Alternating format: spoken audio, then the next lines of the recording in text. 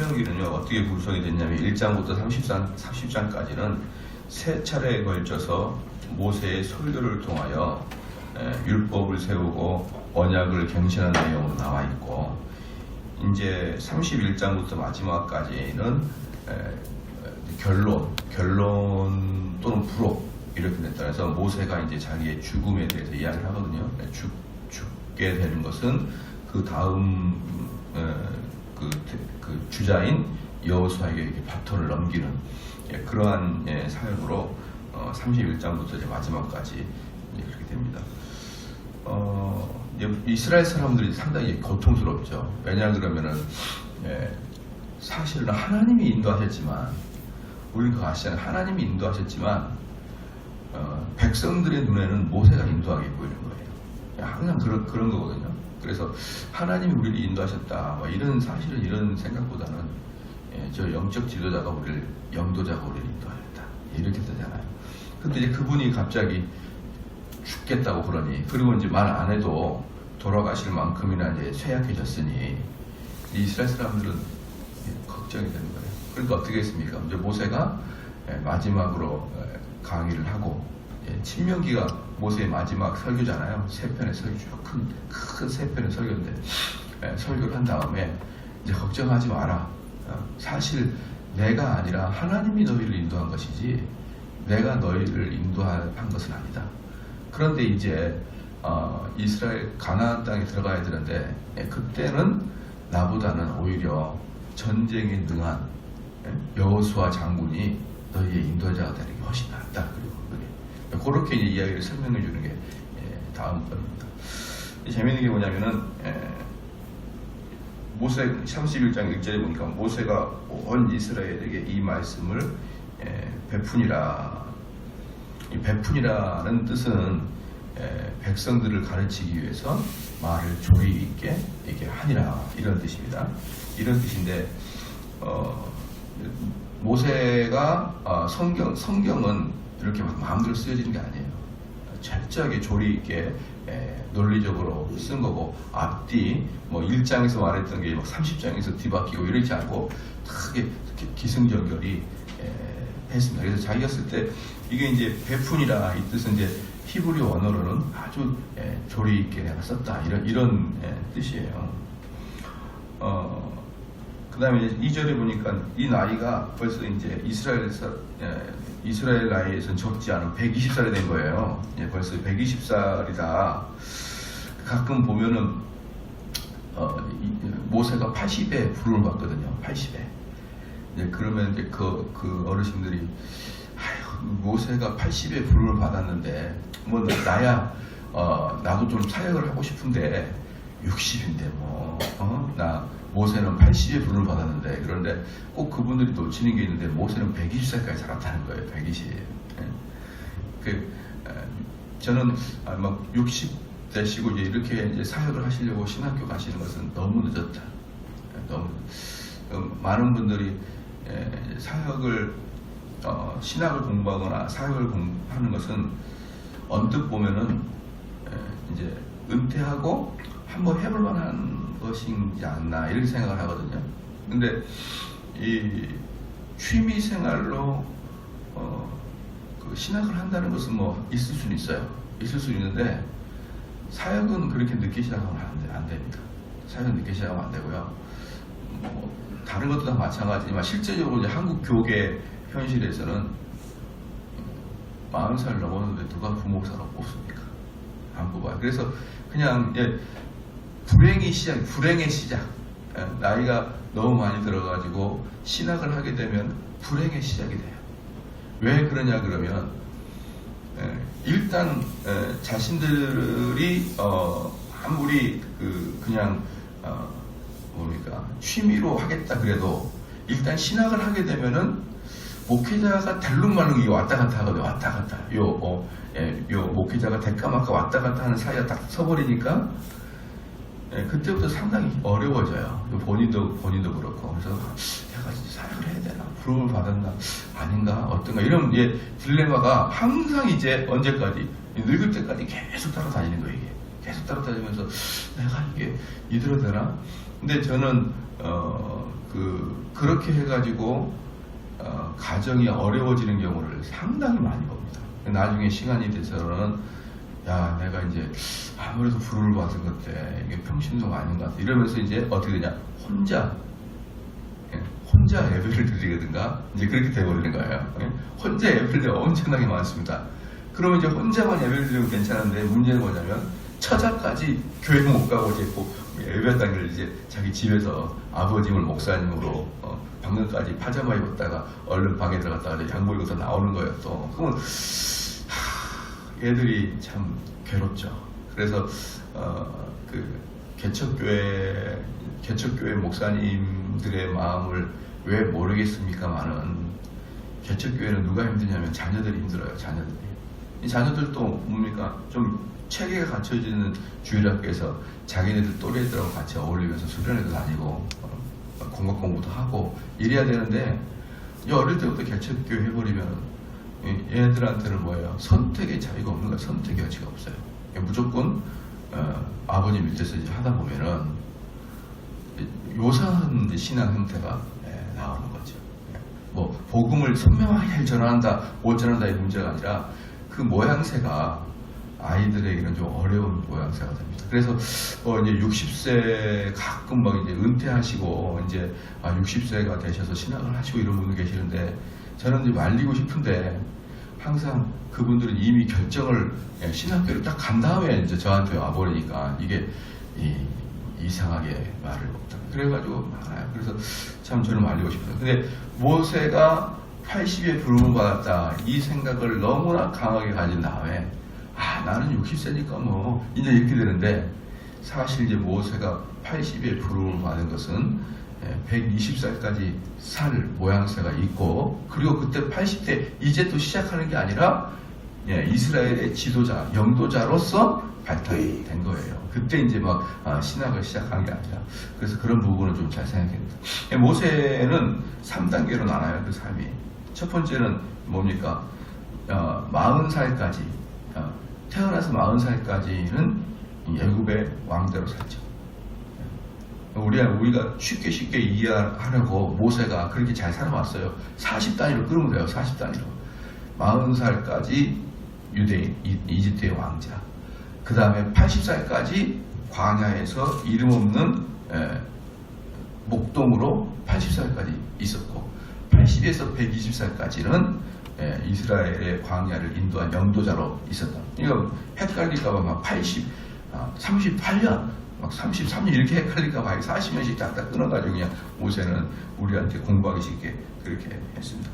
120년 동안 그래서 도합 120년 동안 모세는 파란만장한 삶을 살다가 이제 막판에 내 나이가 많으니 너희를 끌 수가 없다. 이제 그렇게 이야기하는 거예요. 그게 바로 이전의 말씀에 곧 그들에게 이르되 내가 오늘날 120세라 내가 더는 출입하기 능치 못하고 이게 뭐냐면 이스라엘의 속담에 출입하지 못한다. 이건 뭐냐면 이제 기력이 쇠했다. 이런 뜻이야. 나는 이제 기력이 쇠했다. 나는 더 이상 이 영도의 역할을 감당하기가 어렵다. 정상적인 일을 못한다.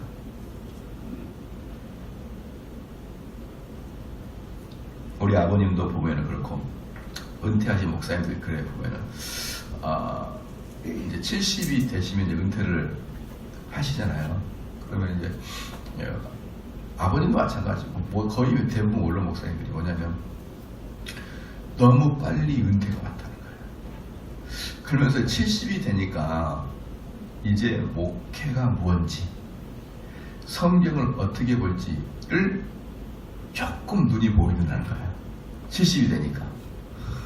그러면 이제 만약에 목사님 더 좀 5년 더 하십시오. 그러면 할 태세가 다 갖춰져 있는 거예요. 근데 본인의 생각이고 제가 봤을 때는 아니에요.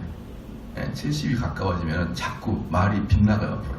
그러니까 설교의 맥을 처음부터 잡고 끝까지 나가는 게 없고 가다가 툭 빗나가는데 당신들은 몰라요. 그걸 몰라요. 그래서 저는 왜 은퇴가 필요하는지 알겠다. 근데 본인들은 수차 저를 지금도 만나면 그래요. 나이가 70이 넘으니까 목회가 보이더라고. 저는 반대로 아버님 70이 넘어가지고 자꾸 빗나가는 걸 제가 많이 은퇴 즈음에 제가 많이 봤어요. 아버님 빨리 은퇴하셔야겠다. 자꾸 설교 본문을 빗나가고 본문과 상관없는 이야기로 다수 이야기를 하게 이렇게 되시더라고요. 그러니까 이 모세처럼 내가 이제 출입을 못하겠다. 내가 이제 은퇴할 때가 됐다. 이걸 스스로 안다는 건 상당히 어려운 문제입니다. 아마 저도 똑같을 것 같아요. 뭐 똑같을까? 저는 안 그럴 거라 생각했는데 나이가 좀 들면 어때요? 그 눈이 노안이 되잖아요. 눈이 노안이 올 줄 저는 몰랐는데 금세 왔어요. 금세 와가지고 잘 안 보입니다. 어쩔 수 없는 것처럼 우리 신체 연령이 가게 되면 눈의 근육도 늘어나고 모든 게 어쩔 수 없는 것처럼 정서적 영적인 것도요. 나이가 들면 컨트롤이 잘 안 됩니다. 컨트롤. 여러분 치매가 뭐라고 제가 말씀드렸죠? 치매를 깜빡깜빡 잊는 걸 치매라고 하는 게 아니에요. 깜빡깜빡 잊는 건 치매의 결과물이에요. 결과물. 그리고 건망증이 있는 사람들도 얼마든지 깜빡깜빡거리고 있고요. 저는 가끔 책을 가지러 4층에 올라가잖아요. 4층에 올라가는 김에 물 한 잔 먹고 뭐 과일 하나 있으면 과일 먹고 가만히 앉아있다가 내가 여기 왜 왔지? 내가 여기 왜 사무실 인사드렸는데 내가 와서 왜 물을 먹지? 이러고 다시 내려와요. 한참 내가서 책 보다 보면 내가 그 책을 가지러 올라갔다 그냥 내려왔구나. 이건 거의 치매 수준이죠. 치매 수준. 그런데 이걸 치매라고 하잖아요. 치매는 컨트롤하지 못하면 그 치매예요. 분노의 조절이 안 되는 거예요. 말하고 싶은 걸 컨트롤하지 않는 거예요. 컨트롤의 옥죄는 우리의 성향을 옥죄는 그런 컨트롤러가 고장난 게 치매입니다. 그게 뭐예요? 나이가 들면 어쩔 수 없이 육체도 패하지만 우리의 정서 상태도 후퇴하게 돼 있단 말이에요. 그건 자연적인 상태란 말이죠. 그런데 자기 자신은 이제 어때요? 더 넓게 모를 것 같고 더 깊게 모를 것 같고 그러거든요. 그래서 자기가 은퇴한테 됐다라고 생각하는 것은 사실 상당히 어려운 부분이다. 그러니까 아예 법적으로 정해놔 버린 것 같아요. 몇 살까지 은퇴. 그 다음부터는 자기는 더 열심히 잘한 것 같고 후배들은 정말 못한 것 같은데 후배들이 보기에 이미 노땅치로 하고 있더라 이 말이에요. 그러니까 근데 모세는 스스로가 어때요? 120 됐다. 나는 이제 정상적으로 활동하기는 못하겠다. 이제 그러면서 2절에 그렇게 말씀하셨습니다. 그래서 참 여기서 보면은 내게 이르시기를 여호와께서 내게 이르시기를 너는 이 요단을 건너지 못하리라 하셨느니라. 이제 이 이스라엘 백성들 앞에서 모세가 이제 설교를 하는데 하나님이 그렇게 말씀하셨다는 거예요. 너는 요단을 건너지 못한다. 요단을 건너지 못한다. 이제 요단을 건너지 못하는 것은 신광야 아시죠? 신광야 가데스에서 무리바 사건. 그래서 이스라엘 사람들이 물 좀 줘 막 이렇게 이스라엘에게 막 그 돌을 던져서 죽이려고 하자. 이스라엘 백성이 그래? 그러면 뭐 먹어라 하면서 지팡이로 후드로 팼잖아요. 바위를. 그래가지고 물이 펑펑펑 쏟아지는 그 사건이 무리바 사건이잖아요. 이 사건 때문에 직접적인 계기가 돼서 모세는 가나안 땅에 들어가지 못하는 거예요.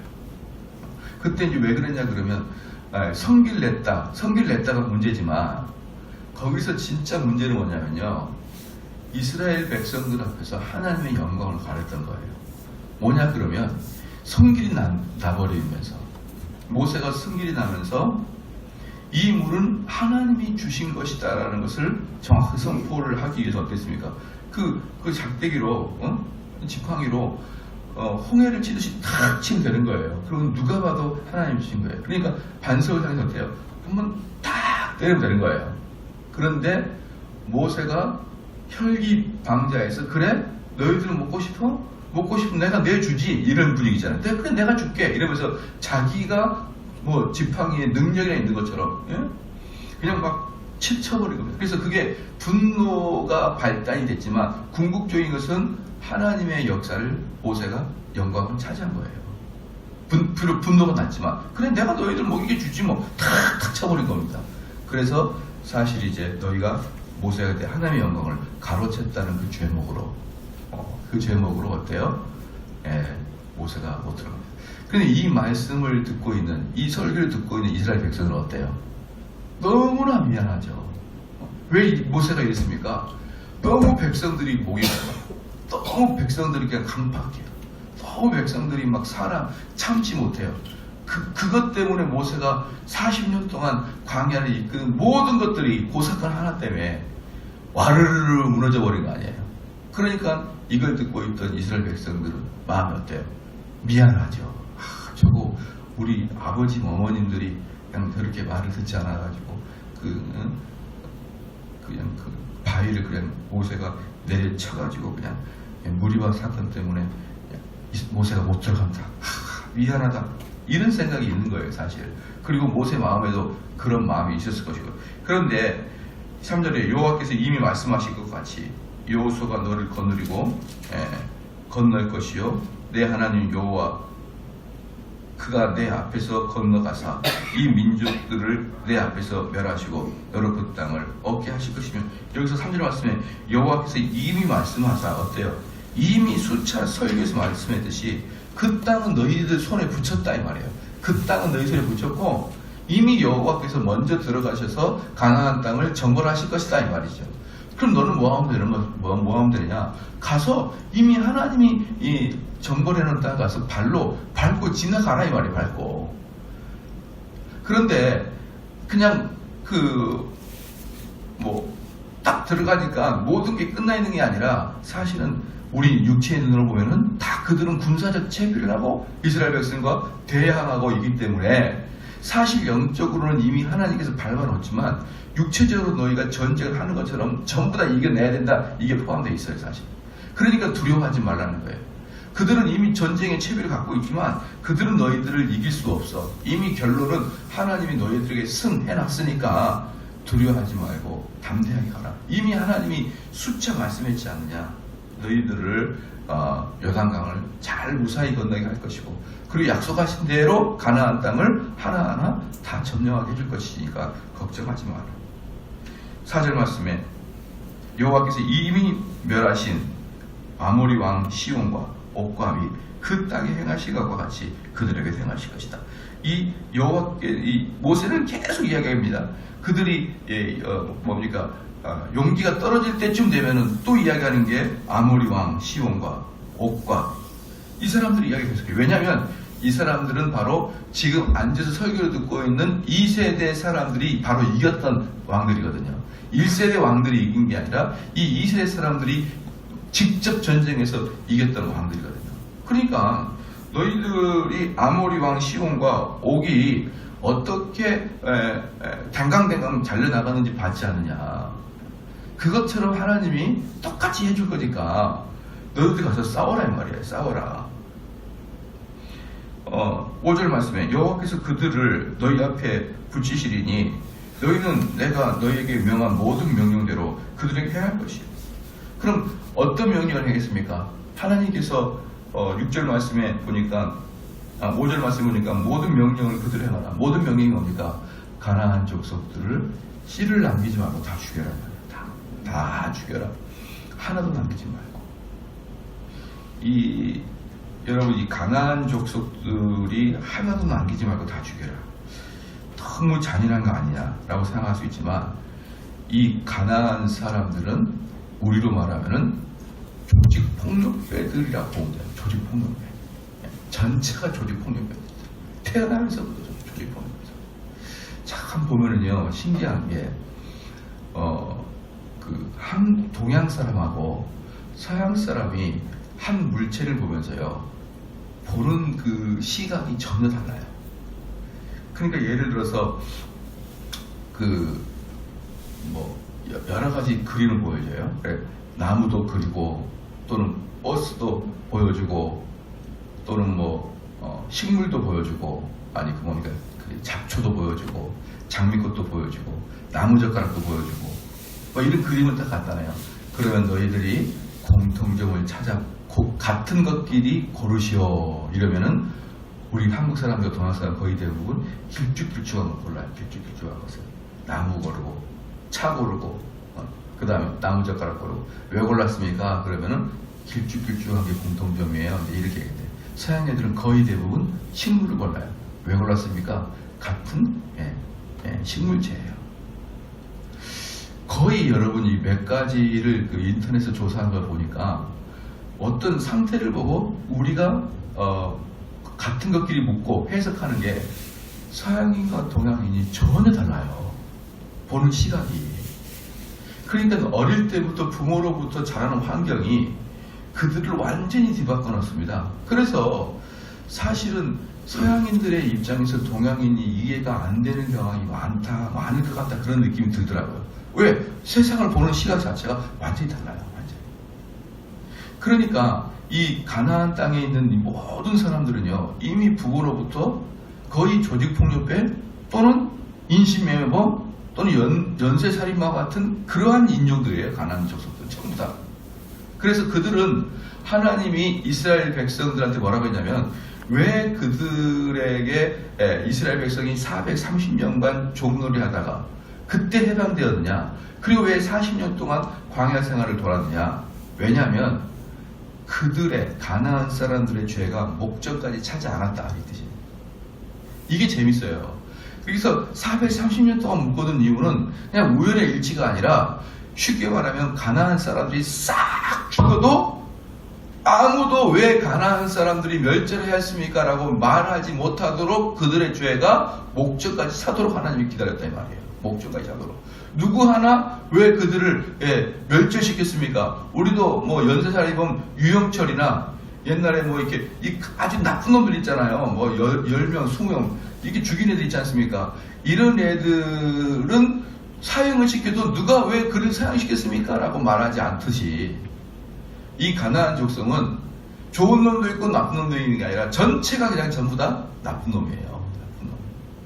전부 다 나쁜 놈입니다. 여러분들 그 가끔 보면은 그 뭡니까? 저기 인도네시아의 밀림 속에, 이런 그 또 아프리카의 밀림 속에 보면은 아주 원시 부족들이 있거든요. 원시 부족이 있잖아요. 근데 우리는 걔네들이 순서다 생각하잖아요. 천만의 말씀이에요. 등치는 조그맣고 옷보다 이런데 사람에게 화살을 쏘고 사람을 지금도 인육까지 합니다. 뭘 순진합니까? 뭐 사람들은 자꾸 착각을 해요. 시골에 있는 사람이 순진할 것 같아요. 아니에요. 진짜 순진한 사람 어디 있느냐? 문명의 교육을 받아서 예의를 알고 있는 도시 사람들이 순진한 거예요, 여러분. 여러분들이 한번 시골에 가서 시골 어르신들하고 한번 이야기를 한번 해보십시오. 얼마나 그분들은 무례하게 우리를 치고 들어올지 아십니까? 무례하게 툭 들어와버려요. 그래서 정말 원시 부족들은요, 정말 악합니다. 인육을 쉽게 해버리고 사람 오면은 묻지도 않고 우리 멧돼지 싸듯이 싸버려요, 사람한테. 사람들은 자꾸 착각합니다. 자연 속에 있고 문명과 떨어져 있고 이런 뭔가 순박하고 착할 것 같지만 착한 면도 있죠. 뭐든 모르는 면도 있죠. 그러나 근본적으로 인간은 사회 제도와 교육을 통해서 이 상태를 억제시켜 놓지 않으면 거의 짐승과 다름없이 무시무시합니다. 이 가난한 사람들 그래요. 전혀 컨트롤 당하지 않았다.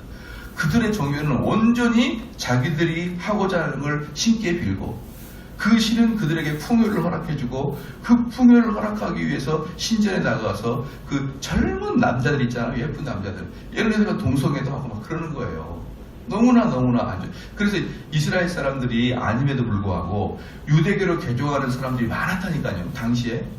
왜 유대교를 개종했느냐? 오직 유대교만 도덕적이었거든. 그 도덕적인 모습을 보고 반해가지고 할례를 끝까지 못함에도 불구하고 나는 그래도 이스라엘 종교에 머물래요. 이런 사람들이 많았습니다. 그래서 그때 히브리인이라는 뜻은 무슨 뜻이냐 그러면요, 유대인을 히브리인이라고 하지 않아요. 히브리인은 뭐냐면은 유리방황하는 그 민족들을 히브리라고 했어요. 유리방황하는. 그래서 이집트에서 광야로 나올 때 유리방황하는 그들을 히브리인이라고 했단 말이에요. 그럼 왜 그들을 히브리인이라고 하냐? 거기 안에는 에집트에서 유대교에 반해가지고 외국인이지만 나도 유대교가 되겠습니다. 그리고 많이 들어와 있어요. 많이. 왜요? 오직 유대교만 도덕적이었으니까. 그런 것에 정말 좋아해가지고 진짜 이게 많다 보다 라고 하는 사람이 유대교를 많이 개종하였던 것은 무슨 뜻이다? 반대로 그 당시의 종교들은 거의 뭐예요? 자기를 억제하지 못하고, 자기의 탐욕을 절제하지 못하고, 자기의 욕정 발산해버리고. 그래서 신앙인들 중에 보면요, 끝까지 기복적으로 기도하시는 분들 있잖아요. 나중에 이제 나이 들면 정말 이건 꼴변입니다, 여러분. 우리 그리스도인들은 시간이 가면 갈수록 자기의 욕망을 억제시킬 수가 있어야 됩니다. 그럼 제가 좀 더 구체적으로 말씀드릴게요. 자기를 부인하다, 이 뜻은 뭐냐면 자기의 의의를 부인하는 거예요. 자기 의의를. 쉽게 말하면 자기의 정의로움을 자꾸 컴다운 시키는 겁니다. 자꾸. 이게 자기를 부인하는 거예요. 네. 그 다음에 봅시다. 이런 것이 오직 유대교만 그런 훈련이 되지 다른 종교는 훈련이 안 돼요. 다른 종교는 자기의 욕망을 그대로 발산하는 그러한 종교입니다. 그러니까 이스라엘 사람에게 가나안 땅에 들어갔거든. 어떻게 하라? 싹 정리해라. 싹 정리해라. 하나도 불쌍히 여기지 말고 그들은 진멸을 당할 만큼 죄가 이미 가득 차 있으니까 다 죽여라. 6절 너는 마음을 강하게 하고 담대히 하라. 그들을 두려워하라. 그런데 이렇게 말하고 나서 너는 마음을 담대히 하라 했습니다. 왜 그럴까요? 두 가지 이유 때문에. 첫 번째는 뭡니까? 당연히 두렵죠. 활과 화살로 탁 이렇게 무장한 가난한 사람들이 무섭죠. 두 번째는 뭡니까? 이스라엘 사람들이 여호와 하나님의 명령을 수행하려고 칼과 활을 들고 가나안 땅에 딱 들어갔더니 글쎄요, 꼬맹이를 어떻게 죽여요? 꼬맹이를. 안 그래요? 여자를 어떻게 죽입니까? 또 거기에는 아주 살찐 송아지를 어떻게 죽여요? 그거 다 죽여야 된다. 우리 인간의 눈으로 볼 때는 이 애들이 뭐가 문제 있어? 뭐가 죄가 있고. 근데 하나님의 명령은 하나님 명령이에요. 그런 눈으로 너의 인간의, 그러면 너가 하나님보다 더 자비로우냐 이 말이에요. 너가 하나님을 자비로워. 하나님이 다 죽이려 했는데 너 눈에 불쌍한 너 죽여. 하나님은 그렇게 불쌍하는 것을 모르느냐? 그게 여러분 엄청나게 불순종입니다. 그 살인죄가 크냐 불순종이 크냐? 불순종이 커요. 왜냐? 그럼 불순종은 뭐냐 그러면요, 딱 이겁니다. 하나님의 지혜로움과 하나님의 공의를 그 지혜롭지 않으신데요. 하나님 공의롭지 않은데요. 제가 보기에는요 이게 지혜인데요, 제가 보기엔 이게 공인데요. 하나님의 지혜를 단방에 무시하는 게 불순종이거든요. 그럴 때 불순종은요 하나님을 곧바로 멸시하는 겁니다. 그러니까 이스라엘 백성들아, 너희들 가서 가나안 족속을 남녀노소를 물어나고 다 죽여라 그랬는데 사실 들어가서 여자들인데, 아이고 애들인데, 애들을 우리 종으로, 여자는 우리 집안의 그 종으로, 또 손은 또 남겨놓고, 이렇게 이스라엘 백성들이 마음이 또 변합니다. 그러니까 모세가 뭡니까? 너희들은 마음을 강하게 하고 담대히 하라. 그들을 두려워 말라. 그들 앞에서 떨지 말라. 이는 내 하나님 여호와 그가 너와 함께 행하실 것임이라. 반드시 너를 떠나지 아니하시며 버리지 아니하시리라고. 그러니까 이게 지금 6절 말씀에 모세의 위로도 되면서 모세의 경고도 됩니다. 모세의 위로도 되고 경고도 됩니다. 너희들 두려워하지 마. 하나님이 너희와 함께 하실 거야. 나는 가지 마. 내가 가지만 하나님이 너희와 함께 하실 거야. 7절 말씀에 모세가 여호수아를 불러 온 이스라엘 목전에서 그에게 이르되 너는 마음을 강하게 하고 담대히 하라. 똑같이 이야기해 줍니다. 모세가 여호수아에게 똑같이 이야기해 주는데, 여기서 차이는 뭐냐 그러면 이미 여호수아는 준 모세에 가까웠습니다.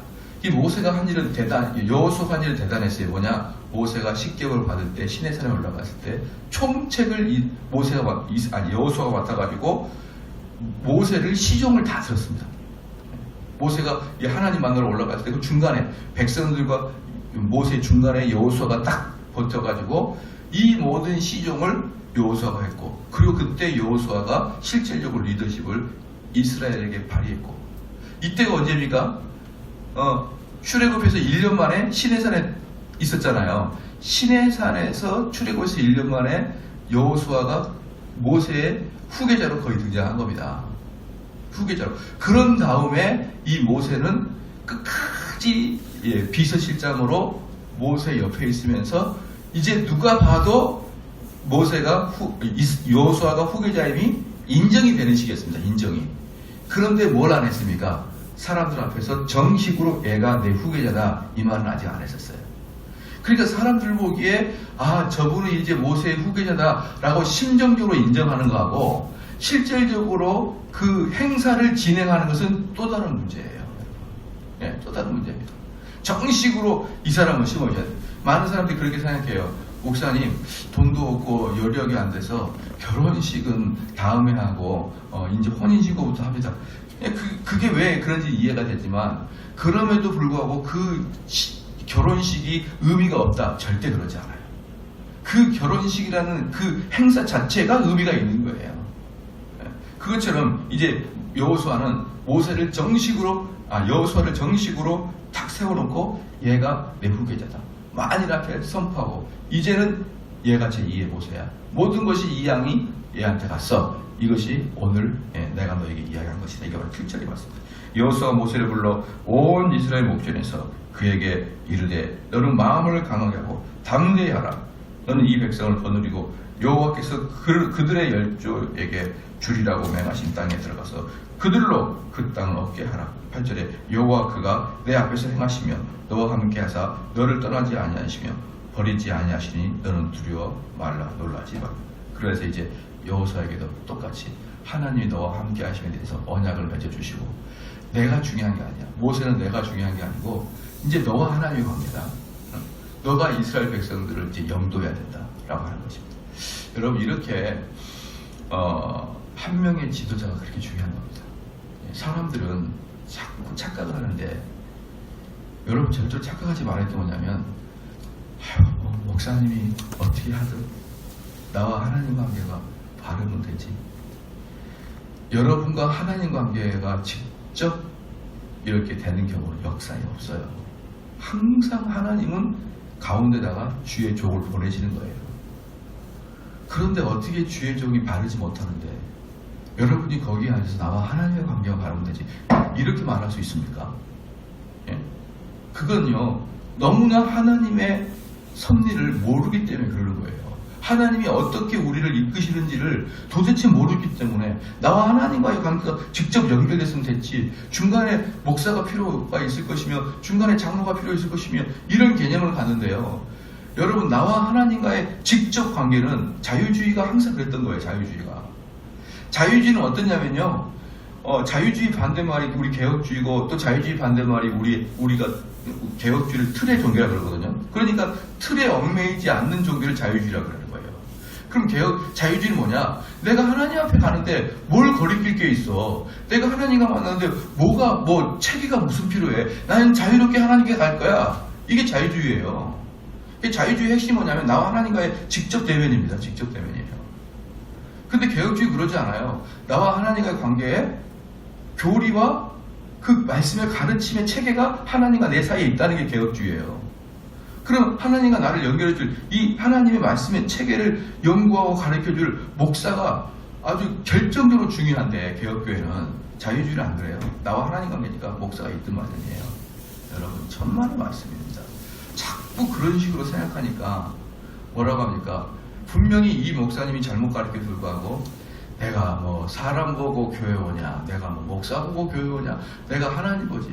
아니 그럼 그 하나님 만나려면 교회 나올 필요 없다니까요. 테이블에도 하나님 계시고 소파에도 하나님이 계시고 침대에도 하나님 다 계셔요. 내가 하나님 보러 오냐, 내가 목사 보러 오냐, 하나님 보러 오냐 이런 말이 딱 마음이 가면은 아예 그냥 식탁에 앉아서 하나님 만나고 오시라 이 말이에요. 왜 꼭 굳이 교회까지 오시냐 이 말이에요. 정말 중요한 것은 지도자입니다. 주의 종을 보내서 너희들에게 하나님 말씀을 알려주겠다. 그럼 뭐합니까? 그에게 네가 순종하라는 그 말씀에 그 하나님의 종이 말씀을 해석해주는 그 말씀에 순종하라. 그러니까 이스라엘 백성은 어때요?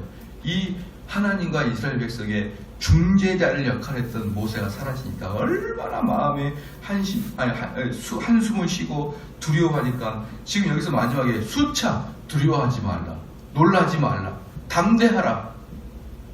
내가 아니야. 하나님이 또 다른 종을 세웠어.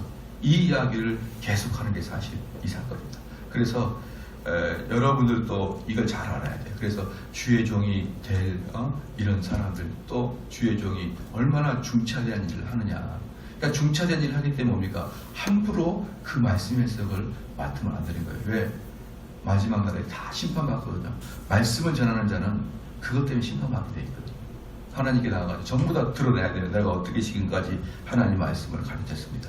내가 어떻게 지금 하나님 말씀을 통해서 성도들을 그리스도께 끌었습니다. 이걸 마지막에 우리 심판대 앞에서 이걸로 심판받아요. 너가 목회에 성공했냐? 너가 뭐 도덕적으로 깨끗했냐? 목사는 이걸로 심판받는 게 아니고 하나님 말씀을 얼마나 잘 설득했느냐, 설명했냐? 이걸로 심판받거든요. 그러니까 이 지도자가 너무나 중요하다. 기도하시겠습니다. 하나님 아버지 참으로 감사합니다. 정말 이제 모세가 사역을 마무리하면서 내가 아닌 하나님이 인도하셨고 또 하나님은 새로운 지도자를 다시 세웠으니 너희는 담대하라고 말씀하여 주심으로 우리가 이 땅에 살아갈 때도 언제나 그의 말씀을 지금도 힘입어 담대히 살아가게 하여 주심을 하나님 아버지 감사합니다. 하나님 아버지요, 때로는 우리가 하나님보다 더 영리하고 더 지혜로워서 하나님의 명령을 어기고 하나님의 명령과 반대되는 것들을 해나가며 삶을 살아가는 경우가 얼마나 많은지요. 하나님 아버지요, 그러한 것들이 얼마나 하나님을 모독하고 배양하고 신성모독인 걸 깨닫게 하여 주시옵고 우리의 지혜와 우리의 경험을 의지하지 않고 오직 하나님 말씀을 의지하여 선택하며 살아가는 자들이 되게 하여 주시옵소서. 하나님 아버지, 특별히 또한 이 지도자의 교체가 얼마나 중요하며 이 지도자의 존재 또한 하나님께서 우리에게 주신 상급이며 선물인 것을 깨닫게 하여 주시옵소서. 항상 한국교회 수많은 목사님들이 이런 마음을 잘 가지게 하여 주시옵고 그리하여 하나님 말씀을 하나님 백성에게 전달할 때 정말 뜻깊은 마음으로 정말 겸허한 마음으로 하나님 말씀을 잘 전달할 수 있는 지도자들이 한국교회에 많이 나오게 하여 주시옵소서. 감사드리며 예수님의 이름으로 기도합니다. 아멘.